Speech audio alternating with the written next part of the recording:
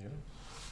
Hello everybody, welcome to Kilohearts once again. I'm George, with me, Per, Anders. Hello folks, how you doing? Hey, all good? I'm good. Excellent, it's a clean sweep of all good today. And we hope the same is true for you at home. Are you all good? Let us know in the comments. And also give us your questions, because today is a Q&A, that stands for Questions and Answers. So we're going to do Q&A on DSP, which stands for Dungeons Servers Digital Signal Processing. Yeah. We're going to talk about all things DSP and get to the bottom of it before the end of this stream. There will be no more possible questions after we've answered them all. So get your DSP related questions in the comments, whether you're an absolute beginner like me or a seasoned pro like these folks. Knowing a bit about it is a good start, and we're all going to know a little bit more after today, we hope. So hello, and welcome. Welcome to Jason, welcome to Black Marvin, welcome to Nick Scott. Nick says, hi, there's a strange delay in your voices. Oh no. No. Are we out of sync? If I speak very clearly like that, do you... Perfect. Let us know. I hope it's just on Nick's end, but... Oh no, look, the room is echoing. Oh, do you know what it probably is here? Is probably something really stupid, like I've got things wrong in the system here. While I try and work out what's going wrong there, you can all have a little chat about the basics of DSP for the folks at home. Yes. Maybe we should start with a very simple question, like what on earth does that mean? What is DSP? So DSP, well, we can start with signal processing. Is when you have a signal, which can be audio or radio or whatever, really, an image even. And you process it somehow with filters or whatever. So typically, in the olden days, you did that analogly, built your filters out of resistors and capacitors and whatever. And what we are doing, of course, is the same thing, but in a computer. And then you have instead of a continuous analog signal, you have a sampled digital signal. So that turns it into digital signal processing. But Per, what is a sampled signal? Oh. Well, of course, in the analog world, you can have like a infinite resolution on your signal. Signal, of course, then being like voltage in a wire or something like that. But in a computer, you have to break it down into bits somehow. So you have to like somehow get rid of some information in that signal. And sampling is how you do that, which is at regular intervals. You look at what the value of the signal is, take that value and you store that, and then you wait a little period of time and take another sample and another sample and another sample. For CD quality audio, that's 44,100 samples per second. So that's the sample rate. Mm-hmm. Yeah. And that gives you a smooth enough curve out of stepped values to Yeah. sound like it's Yeah. pretty Yeah. clean, right? And Actually, this is it's really connected to like how which frequencies you can represent. So the Nyquist theorems, which is like a mathematically rigorous thing, says that for a certain sample frequency, like for example 44,100, then you can represent any frequency up to half that. So I guess originally a frequency around like 44,000 was picked because then you can represent everything up to 22,000, which then should cover the whole like humanly audible spectrum of frequencies. Yeah. And even some headroom on top of that. Yeah. Because you can typically hear no higher than 20 kilohertz and even less than With that. the point being that if you have a wave going at 10,000 times a second and you're only sampling it 5,000 times a second, Yes. you won't get a clear representation of that. It'll Yes. be doing something folding back on itself and Yeah. doing odd Yeah. things. So You won't be able to tell that apart if it's like higher than the Nyquist frequency or lower than the Nyquist frequency, which is what we call aliasing. Yeah. And the like frequencies above that fold back down Yeah. and look like lower frequencies. Yeah, because you just can't draw, say, a sine wave of 10,000 hertz if you're only drawing 1 point every 5,000th of a second. Exactly. Yeah. So what you need to do is like low pass your analog signal before you sample it, so you know that there are no higher frequencies in it. And then you can actually perfectly reconstruct it. Right. Like that idea you have, that many people have, that it is like a staircase, stair-steppy kind of signal that you get out from digital sound, is completely not true. Right. You sure. can perfectly reconstruct the analog. Yeah, by interpolating, is that the word? Or Yeah, is it- exactly. Right. So it will hit the sample points, but in between you'll have a smooth varying curve that is unique, and it's only one way to reconstruct it Excellent. perfectly. But So that's like highly theoretical. I mean, Yes. there's still this low pass filter you Practice. put. Yeah, but I mean, if you want to convert it from analog to digital, you have a low pass filter in the analog domain before, so you get beneath the Nyquist frequency, but that's probably not perfect. So you might get a little bit of stuff above that, and that will show, and so on and so on. So there's always like practical things that may affect things. Yes. But yes, in everything below Nyquist is, or Nyquist, which is like, I guess this is Swede, I don't know, or Scandinavian guy. Shout out. Anything below Nyquist is perfectly represented. Nyquist-Shannon theorem? Yeah, I think there were two people actually. Anyway. Sounds familiar. And actually, if you are doing audio, if you do this stair-steppy signal, all the garbage that you create that shouldn't be there will be above what you hear anyway. Right. So you can get away with that. That's Cool. something you can do. Interesting. Okay, cool. So when you've got a signal represented in the digital world, you can then process it, Yes. right? And this isn't just an audio thing. There's DSP relating to images, presumably, and other types of signal that can be represented digitally. But we're dealing specifically with audio. Are there any things that are special to DSP in audio specifically that are worth knowing, or is it all just one field that applies to any signal? The theory is the same, depending on, like, it doesn't matter if you're working with an image or audio. But with images, I think you have a lot more like leeway. You're not as sensitive to aliasing, for example, in an image, Right. as you are with audio. You're sensitive to other stuff, basically. Yeah. Right. There's like other aspects of it that you pick up on. But hearing is very, very sensitive. Yeah. Like an image is typically 8 bits of brightness, and that's enough. Like you can represent everything Right. you can see, but 8 bits for audio will sound noisy.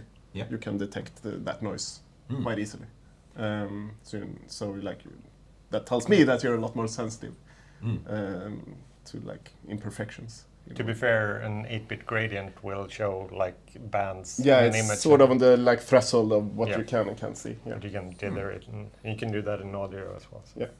Okay, and to process a signal could be as simple as writing some sort of code that tells the computer to add some amplitude or remove some amplitude, or to take away some frequencies, or to... So basically, in practice, most digital algorithms work in some sense by like looking at a sample and doing something to that sample, and then outputting it back into the like audio output stream. So, and if you can look at just one sample, so like for example, simple gain, then you take an input sample, you multiply it with something more to make it like stronger, or something less to make it quieter, and then you put that sample back out. It has no dependency on like previous inputs or outputs. You just take this input, you multiply it, output it. And that's like a simple one. But most algorithms are based on that in some way. And then you can make a filter, then you usually have at least like 2 samples. You should look at the previous one and the current one, do a little magic to them, and output a new value. And then you have other things that may have to look at more samples, like more time, and that's where you add latency to it. You have to have a bit of audio to work with to figure out what the next piece of audio is going to be. So you have to buffer up a little bit, do your thing, and then output. Yeah. So what you output will lag behind what the input is at all times. But there's quite a lot of things that can be done by just looking at like 1 or 2 samples at a time and outputting that. Yeah. Let's take a little look at the chat while we're at this point. There's some lovely folks in. Chris Lentro, Andy Schafstein, welcome. Ramksa, The Horseless Rider, Kyle Gray-Young. There's a few nice questions coming in also, so let's jump into those. There's a question from Ranument. Hey guys, was wondering why there is pretty much very little resource when it comes to reverb design and diffusion, and even on the resources people keep the details and values secretive. Why is that? Well, I think, I'm just guessing here, I actually don't know, but I'm thinking that for a lot of reverbs, that algorithm is kind of the whole thing of it. Actually implementing it usually isn't that advanced, but coming up with what to do and like exactly how to do things. It might be, reverbs are often based on delay lines in various ways, delaying sound and mixing it together, and just how to mix that, how to feed back things into each other gives the character to the reverb. So if you give that away, you kind of gave your reverb design away, and anyone else could implement that as easily, which some do, some don't. Some have a problem with that, some don't have a problem with it. And I'm sure I'm massively simplifying, but am I right in understanding that the job that you folks do in DSP is essentially coming up with smart math to do what you want to do to a signal? And if you spent weeks figuring out a really smart way to do something and then you shared it with everyone, but there's also a lot of very nice, but commercially perhaps a bit unsound. There is also a lot of like open, available research for stuff. Our reverb, for example, is based on a feedback delay network. Yeah. Where you have 16 channels that are delayed in different amounts. Mm-hmm. And then you take all those, mix them up, and put them back in. Yeah. So they go another round and another round and another round. And every time you like maybe flip the face of one thing and put it in a different delay line and stuff. Cool. And that is like, we read white papers on that and like how to have like the basic design of it. Yeah. But then you go into the details and like, okay, exactly what delay lengths should we have and stuff like that. And then you get into sort of the secret sauce territory where it's like, there's no research, they just tells you what to do. You have to sort of tinker with it and like see what works. And if we wanted to, could we publish that information and let other people pick it apart? Yeah, sure. And if we want to type it down, which is like, sounds like work. But I was sort of going to lead to the question, why don't we then? And I would guess one of the answers is that's a job in itself, is to just document it and make it available to people. There's a very good resource online by a guy, and I remember his initials is JOS. Julius Orion something. I don't remember actually his name.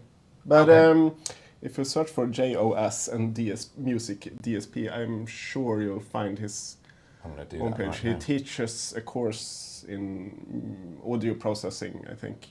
And all the... Julius O. Smith. Right, on CCRMA. He has... I'll put a link in the description. He has lots of free papers on his website and also the course material for the courses he teaches. And that's where we started to research the reverb that we are using. So lots of good stuff in there.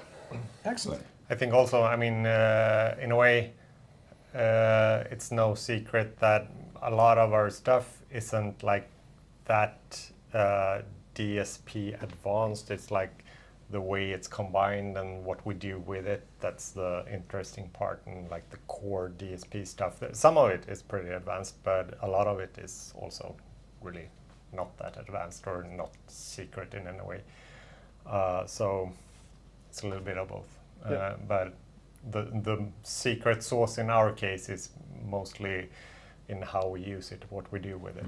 It's like the pop music of DSP. Exactly. We're not reinventing the wheel, we're just doing it in cooler clothes than everyone else. Yeah. Awesome. Okay, we have a question from Luminous Music. To my knowledge, DSP in audio is well developed with a rich history. Where do you see innovation in this field over the next decade? Any technology or techniques you believe will disrupt the industry? Disrupt the industry? I don't know. I've seen people doing AI stuff now, obviously. Well, we all heard these songs with like fake singing, where you have Drake rapping, but it's not Drake, it's AI generated Drake. And I mean, to me, that's sort of almost beyond DSP at this point. It doesn't really use the foundation of DSP that's been built up. Yeah. It's something else, even though it's very related, of course, in that it's audio. But it's less signal processing than signal generation. Yeah, and it's I'm not sure how much is actually based on the classic DSP foundation. It's more of generating data rather than processing. I guess the signals. AI internally will sort of approximate some DSP algorithms to make that happen, but like it's a black box and no one really knows what it's doing. But that's a kind of interesting field, I think, the AI in audio. Not something we work a lot on, but it's fun to follow. I'm interested in the other areas in which DSP is used, and obviously there's creative, artistic, aesthetic areas. Is it useful for things like large-scale data management? Do people, put a giant spreadsheet through a filter in any sort of sense? Is that something that means anything? I don't know. For like, Possibly. Yeah, if you want to plot a graph and you have like a variation that goes up and down every week, it makes it hard to read the graph. You could like do a low pass filter on that and like average 7 days. Yeah, and I suppose you wouldn't do that. So that's sort of like a big. And there's like obviously smarter averaging. I know for like financial data, there's like predictors of various kinds and so on. So there's probably a whole field of signal processing on that kind of. You could do some sort of look ahead for the stock market. That would be useful, I think. Yeah. Okay, cool. A question from Chris, spelled CHR_IS. Hello, Chris. Yes. Is there any special anti-aliasing stuff applied to the oscillator sync? How do you go about fixing the possible discontinuity introduced by resetting the phase? Sounds great in phase plant. Yep. Yeah. There is. It's Bleptember, which is related to this actually. That's a new word to me. What is Bleptember? I've seen on social media or Mastodon or there's.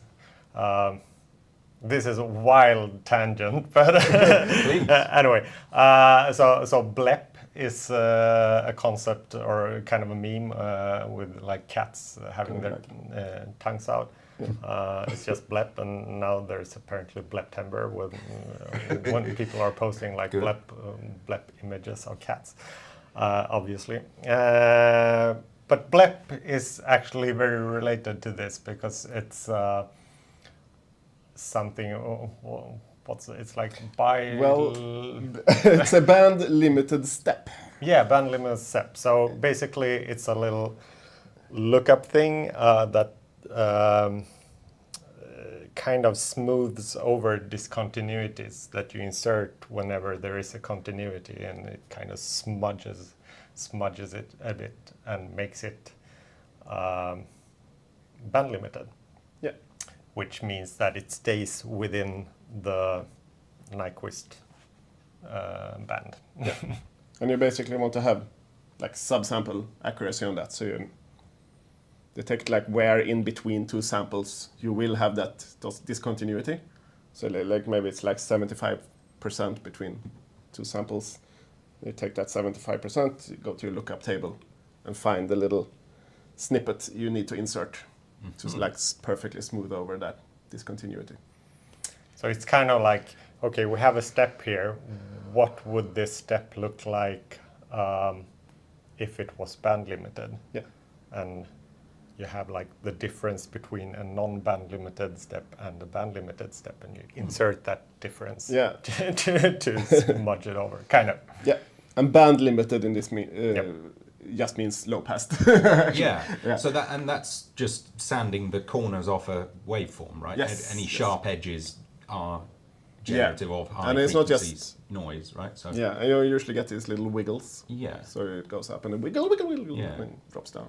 And so what we're doing is low passing that high energy stuff, that high frequency stuff. Actually, those wiggles are kind of what makes it band limited in a way. Oh, yeah.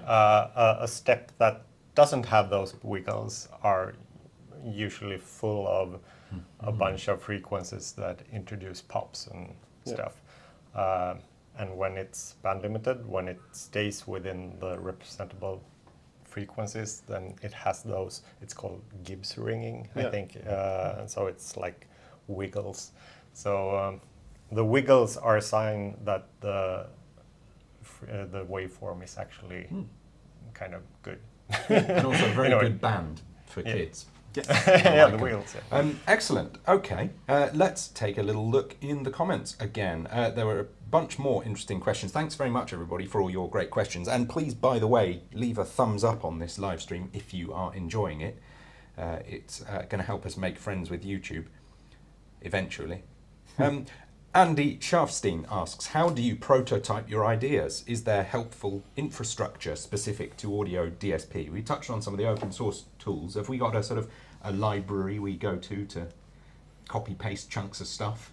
Yeah, we have, over the 10 years we've been doing this, we've built up a library of useful utilities. For example, if we want to do a filter, we don't do one from scratch. We have ready-made filters that we can just put into it. And these are the result, presumably, of some research into previous, like you say, white papers and whatnot, but then your own work fine-tuning to your taste, and that then becomes a component in the Kilohearts, secret box. In the toolbox. Good. Okay. We don't. I know some use various other platforms, like doing something in MATLAB or in other things to prototype it. But I mean, we're like coming from a programmer point of view in a way. So we usually just start implementing it in C++ in our regular plugin framework and just start prototyping. We'll do it live, kind of. Yeah. And we have a quite streamlined workflow to like get a new snap-in up and running, start putting some knobs on the interface, and have it do start controlling something. Try things out. So it's like usually only a day's job to get something up and running that you can actually start then pouring code into. Yep. And is it often the case that to build the first 90% of functionality of a new tool is pretty simple, and then you spend 4 months fine-tuning from there? Or is it all equally labor intensive? It's kind of common that we have this idea and you kind of whip it up in basically sometimes an afternoon or something, but then, and it feels like, oh, it's almost done. But I think we've mentioned this in streams before, but like most of the work is in like, okay, but what should this knob, what should the range be, what makes sense, what's, maybe we should add this little feature, maybe we should do this and that. So finding like the parameter space of it and just how it makes sense to use it and so on is often a lot of the work. For some snap-ins and generators and stuff, the actual DSP and everything has been really complicated and taken a lot of time as well. But for many of them, the like core functionality has been really quick to do, and then turning it into something actually useful has been the hard part. Yep. And also taking like optimization passes on it, where you make the code run faster, can also sink a lot of time. Like because you basically have to rewrite it in a more complicated way, and you do that over and over again until you can't read the code at all anymore, and it's super fast. Yeah, if I'd had more time, I'd have written you a shorter letter. Exactly, exactly. Excellent. I've got a couple of questions that are touching on the same thing, so let's take them together. Klaus Esben Krona asks from the other room here in the office, what are the most complex effects DSP-wise? And that's related to Black Marvin's question, what was the hardest snap-in or feature to code? So generally, what kinds of effects are DSP heavy or difficult, and then specifically in Kilohearts ecosystem? Do you have any bad memories? The ones that taken me most time, I think, have been Convolver, which was one of those that, like, making it was kind of fast, but making it fast was slow. Yeah. No, but the big core functionality, we did the prototype, but it wasn't fast enough, and then we kind of postponed it for a bit, and then at some point I was like, okay, we really should make something out of it. And it went back and forth. Yeah. Like, I took a crack on it until I basically gave up, and then Anders picked up until he gave up. Yeah. Eventually we got there. So eventually it got fast enough. And then also for me, I think Slice EQ was a tricky one, because it's got a lot of weird filter math, weird for me at least. Filter math was kind of hard to solve in good ways to get the different filter types right. For those higher order filters. Yeah, the higher order filters were really messy. So I think those two are the ones I've spent most time for the actual DSP implementation of things.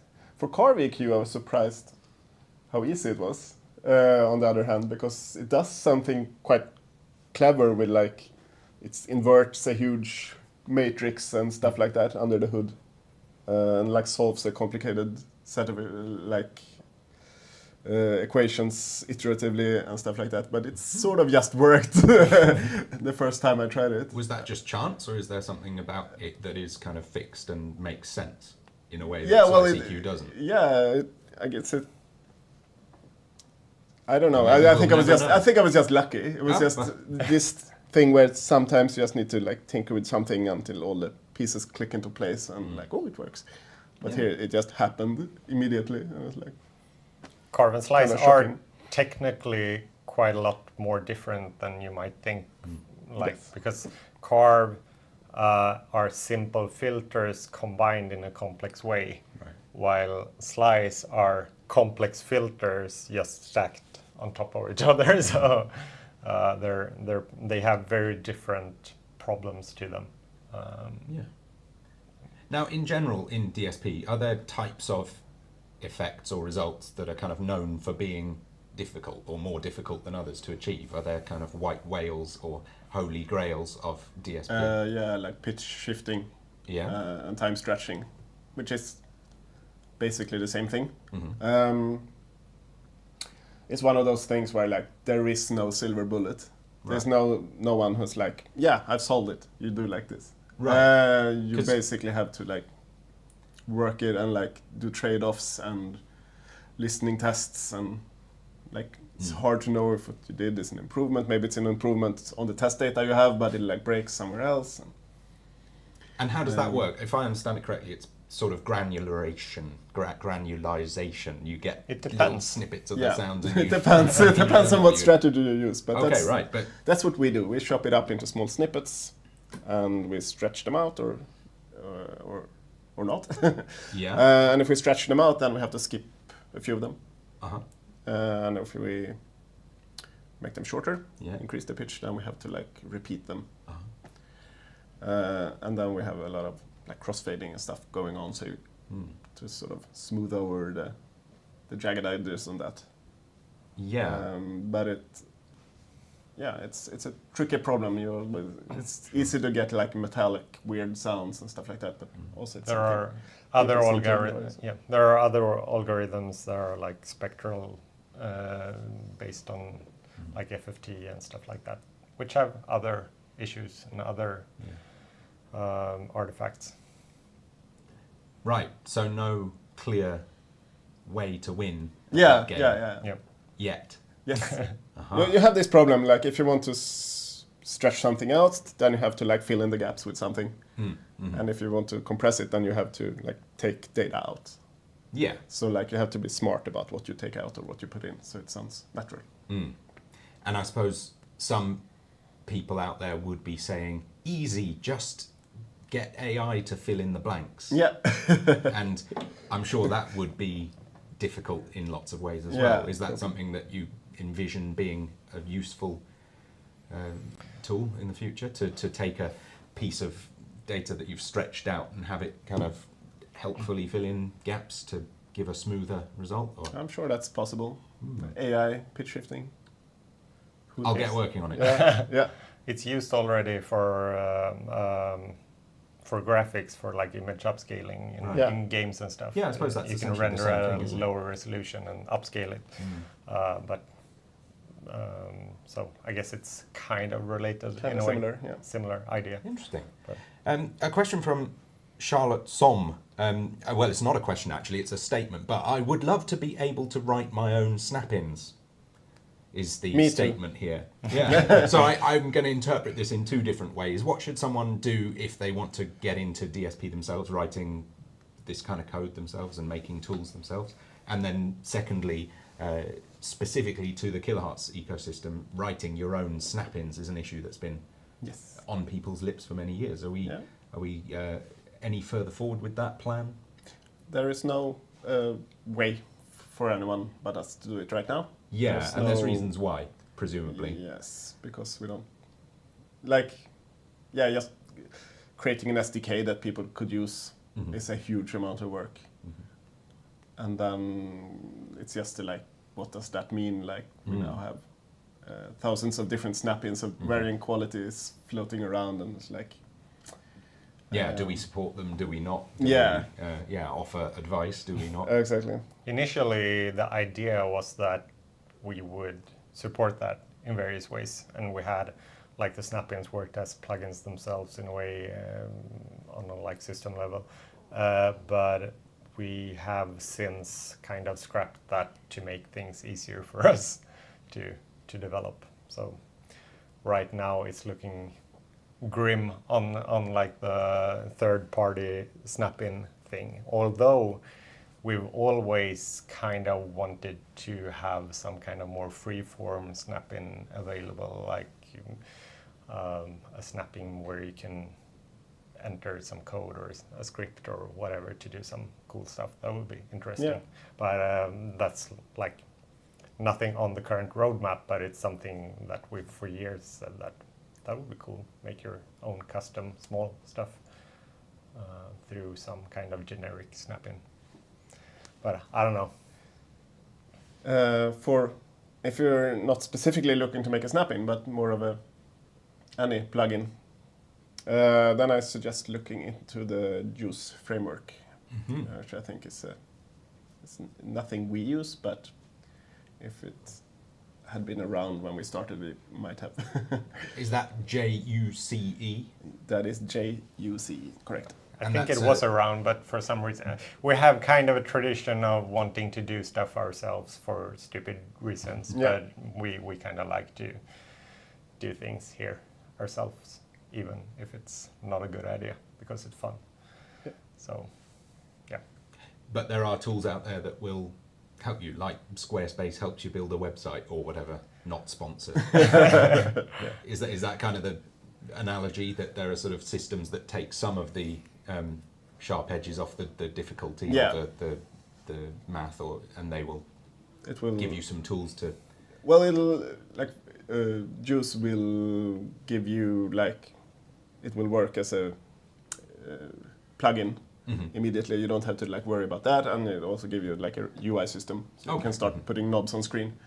Okay. So all the boring stuff, which is not design and DSP code. We'll sort but out. you still have to like program it in C++ or something. Yeah. I think with Reactor, I guess you can, for example, you can combine stuff and make kind of your own plugins and play them in Reactor Player. But and Max, I guess it's another similar system. Max MSP. Max MSP. So there are some alternatives for like graphical programming. Excellent. A couple of questions about Convolver and the challenges in making a stretch feature modulatable. So when the sample in Convolver is stretched, it has to be reloaded as a new piece of audio, right? Yep.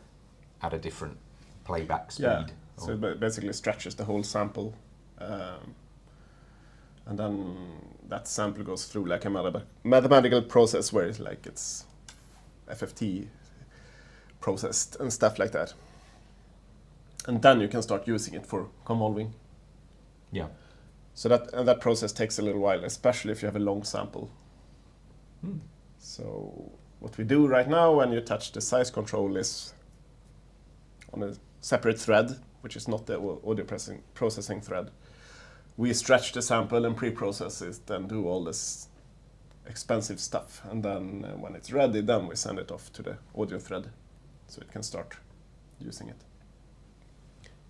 So the drawback is that if you turn the size knob, there's a bit of latency before you can hear the result. And even worse, that latency is different every time. Different for different computers and so on. So that's why you can't modulate the size knob. Yeah, because there's no way of predictably smoothing it out. Exactly. Yeah. If you could maybe make something that sounds good when you play your song, but then when you render it out, it completely breaks, for example. Right. Interesting. So to fix that, we would have to do that pre-processing on the audio thread. But then you'd create a CPU spike, which would cause like chaos. Audio garbage. Absolute chaos. So problematic. But we are considering a new snap-in, which would be similar to the Convolver, where you could modulate the size, but have like restrictions on like what samples you could load in. Interesting. And what would that be called? Not ready to say, I think. Yeah. Convolver.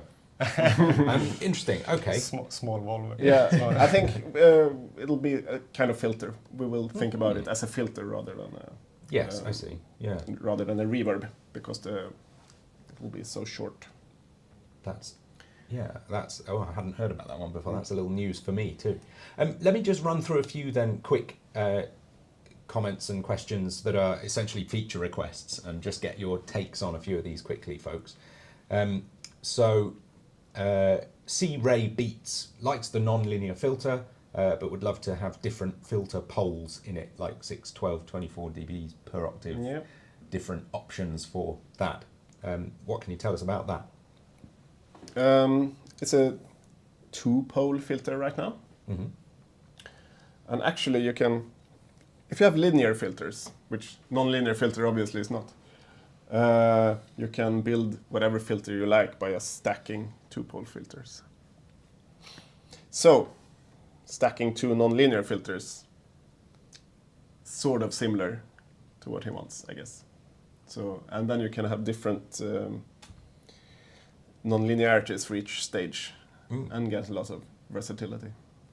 That sounds interesting. Yeah. So if we built that into the non-linear filter, there would be an explosion of options of how those non-linearities would work for different combinations of filters. Excellent. It would be a little bit of a mess. Or it would be a sort of dumbed down version of it, I guess. So that's my recommendation, that you take 2 of those and just stack them after each other. And you'll get sort of a similar vibe. Yeah. Excellent. Are you planning, asks Zero Synth, to add an effects lane for sidechain? Sometimes I just want to use some frequencies of a sidechain to trigger something else. Yes. What do we think of that? I can absolutely see the need for that. Yeah, it's one of those things that haven't really fallen into place from like a UI perspective in various ways and how it would work for some things. So we've never really sat down to work it out, but it's come up a lot of times that it would be very useful to do for like a high pass filtering, a sidechain to a compressor or something, or whatever. Question from Tofu TV. Can you make it so we can zoom in on samples in Phase Plant? Well, now you can open the sample editor and zoom to your heart's content there. This year. But it would be nice to be able to zoom it in the other view as well, I guess. Yeah. You're not the only one who's asked for it, so we're aware of it.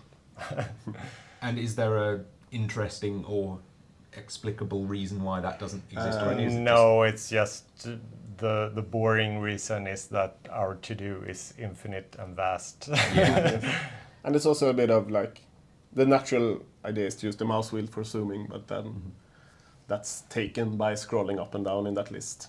So then you'll hear some alt, hold down this alt key and drag on the mouse wheel, or some tool you go into or something.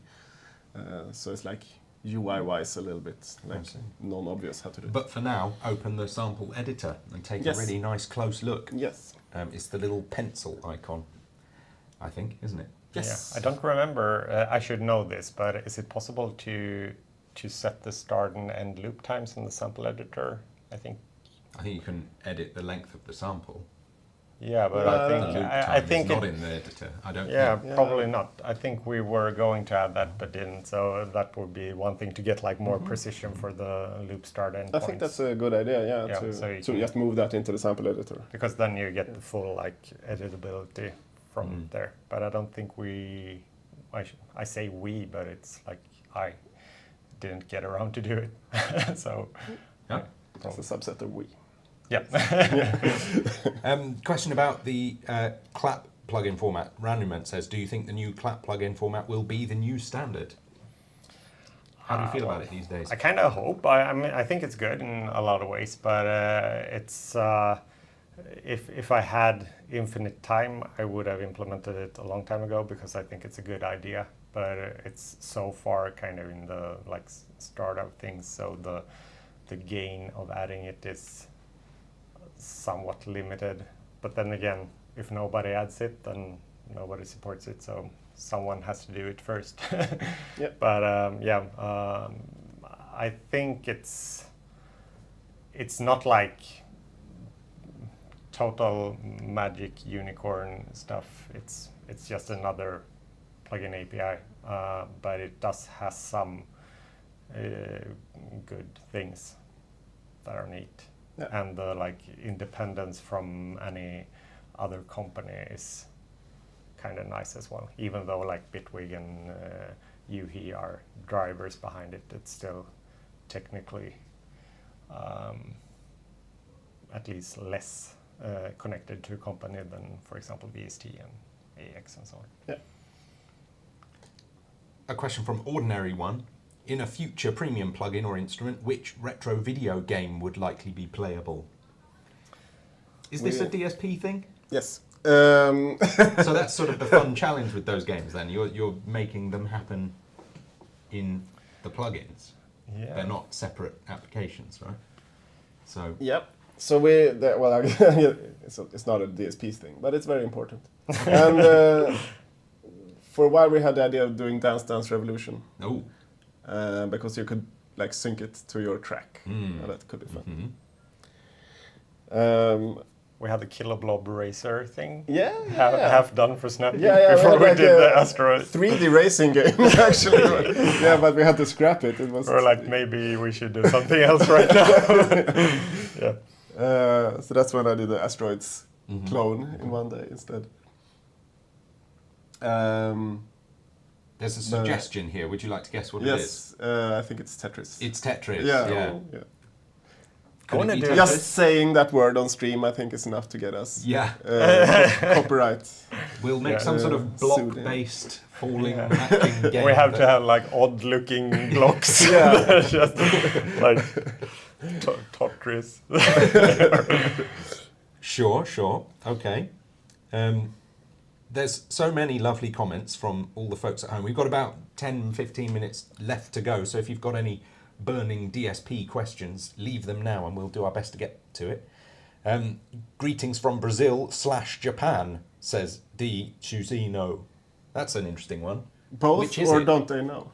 Yeah, are you not sure where you are? Let us know, we're worried now. Quantum greetings. Yeah. There's a question, another from Chris, about the non-linear filter, which is, if I can find it here, out of curiosity, is it a ZDF design? I have no idea what that is. What is That's a ZDF design? zero delay feedback. Oh, yeah. And is it? Maybe, no. Not really. It's based on a linear filter design. Right. Which is zero delay feedback. But then we add non-linearities to it, and we don't take those into account really for that, because it was easier and more robust to just go up in sample rate. So it has like, I think it's ×8 oversampling or something. And at that point, it doesn't really matter that much because you have so much headroom. 5 Steps is helping on the naming of our block-based game. 5 Steps says, just call it slot in and use the snap-ins as you the can blocks. play it on the lanes in Snap-Pip. That would be great. Interesting. Charlotte Son says, I'm looking forward to a utopia in which everybody supports Clap and also plugin hosts stop hijacking plugin Windows key events. Well, I'm looking forward to utopia where keyboard input works in any kind of sane way across DAWs, because that's like, it's totally insane how every plugin and every DAW is doing things in different ways, and they're kind of battling each other for keyboard supremacy. So it's key handling is something I would love if it was a bit more. We have like a spreadsheet where we have OS, DAW, plugin format, and like what window you try to type into, and then like, is it working or not? There's a lot of like, in a sub window in VST2 but not VST3 on Ableton Live Mac, you can't press space. It's like stuff like that, and it's awful. It's a mess. Couple of more suggestions: Snaptris and Block Plant. These are not bad. Keep them coming. I'm seeing comments here. Issue. I'm reading comments as well off my phone here, and it said my plugins have to spawn a secondary window to listen for keyboard events. And yes, that's awesome fun, one way to do it. Just a little thought about oversampling in the comments here also.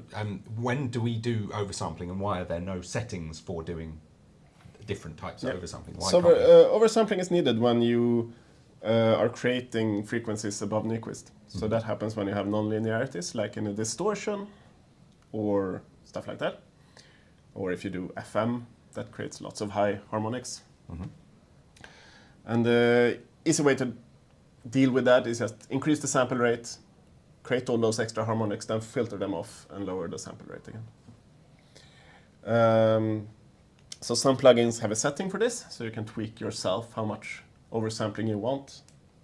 We have decided as like a UI guideline to never have that, because it makes people a bit unsure. But like, what do you mean it's low quality? I can increase the quality. Does that mean that the low one is bad? Or like, should I run at the maximum all the time? It's often like diminishing returns as well, that increasing doesn't really help that much, but may make it slower. Yeah, that's like if you go from times 8 to times 16, it like runs half as slow, but like the difference in sound quality is minuscule. Yeah. Right. And is the idea that the plugin or the processor should know when it needs to oversample anyway? Yeah, that's our goal. That like that all that happens behind the scenes. The plugins should behave as if they have like an infinite sample rate. Right.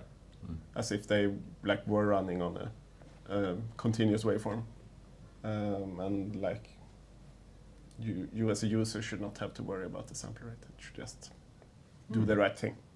That's the idea. Yes. And is there a time when that is particularly challenging? Is it? There is a problem like, say you have the distortion which can create aliasing. If you only feed that like sub bass, then it probably won't, because the high frequencies it creates won't be that high. So then you could probably get away with less oversampling. And then there's the reverse, like if you crank something all the way up, like pull the drive all the way up and like have a pre-gain before that and feed it like a very high sawtooth wave or something, you might still hear some aliasing because it's impossible to completely get rid of. But I feel that's like, then you're just trying to break it for the sake of breaking it, and I'm not really sure that's like a case we should optimize for. Sure.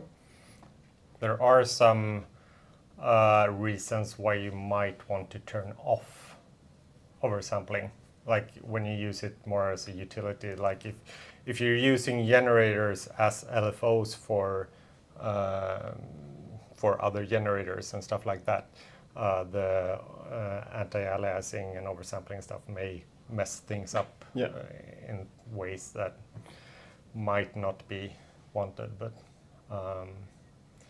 we've kind of decided just that, it would be cool, but it also adds like complexity for the user. So maybe it's not that important. But who knows? Maybe we add options for it sometime, one way or another. Question from D's. Any tips for learning DSP? And I'm going to interpret that a little further and say, if you are a person who knows they want to learn all about DSP, making your own plugin, maybe you're already working with JSON, you know a bit about computers and code, unlike me.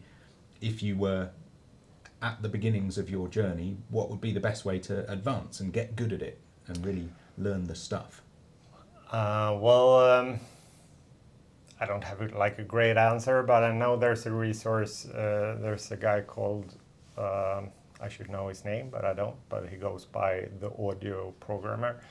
But he arranges a lot of things around DSP program, or like plugin development and audio development in general. Mostly like job finding and stuff like that, but I think he collects a lot of resources on actually how to do it as well. So I know there's a Discord server, the audio programmer, and I think he has a site and stuff like that as well. So I think I'll put a link in the chat. I think that could be a place to look. Yeah. For me, the way I learn things is always just by starting to play around with them and doing the wrong thing and then trying to figure out why it's wrong and then stumbling upon the correct solution. Yeah. By just Googling. Self-learning or self-teaching or whatever. Are there good university courses in these areas? Is this the kind of thing you can study at degree level, or is it something you go to a night class for at your local Y? I'm sure there is. I haven't taken one. I actually did study like digital signal processing exactly at the university. It's like 20 years ago, but the thing is, when I much later did things here and I found I should have some books on this, and I found my old books and it had my notes in them. I was like, I have no idea what I've written here, or I've forgotten everything about it. So, but yes, it's possible. I have done it and I remember nothing of it. Yeah. I don't think I've done it, but I also don't remember anything. But yeah, there's a lot of, like, it's a well-established field and there's lots of theory about it. So like, yes, there are courses. Many of them, I think, are not towards audio, right? Audio processing, or at least not synthesizers. But some of them are, I'm sure. Excellent. Well, go out there and have a look, folks. A couple more quick feature request type comments before we finish, if that's all right, you guys. One from Hamish White. Can you put a pan knob on the generators instead of just on the envelope outputs in phase plant? Yeah, I've been missing that too. Yeah? What are some of the reasons you might want it that way instead of on the output? You could have like two separate oscillators, like left-right, going to the same envelope. I think that would make sense in a way. Yeah, instead of having to have two separate groups and two separate envelopes and keep them all. And modulate that. Like, yeah. Okay. I think that's a good feature request. So yes, we can, and maybe we will someday. We will, yes. Any chance to implement an export option for wavetables in phase plant with other sample sizes, not only 2048 samples? Asks Spuktkpt. Well, That's a thing about wavetables, isn't it? yeah. Internally, we always do 2048 samples. So, I mean, we could resample them to whatever, really, I guess. So it's not an impossibility, technically. Not really sure where they want to move this. I guess if you want to use our editor to make wavetables for CASP something else. Something that's less than 2048. Yeah. Do other instruments have different numbers of samples in a wavetable? Is that the thing? Yep. I see. So yeah, I guess we could do that. But it's, I think, more work and it's less useful than the pan knob, so maybe that's over that in the priority list. Yeah, we've been talking about lists this week, and there are many of them, and they all have many things on them, and they're not all entirely helpful all the time. No, it's there's so much good stuff to do, isn't there? Yes. And that's why it's nice to talk about it sometimes. Yeah. And great to hear from you about it as well at home. Thank you so much for being here with us. I think we're going to call it there for the week, unless anyone's got anything else to say. I'm done. no, I think I'm good. Excellent, but we'll be back again sometime soon, and with some more interesting stuff to chat about around audio and sound design and fun things like that. Yep. So tune in again and join the Discord to find out in advance. And we'll see you again soon. Yeah. Thanks for being here. Bye. Bye. Cheerio.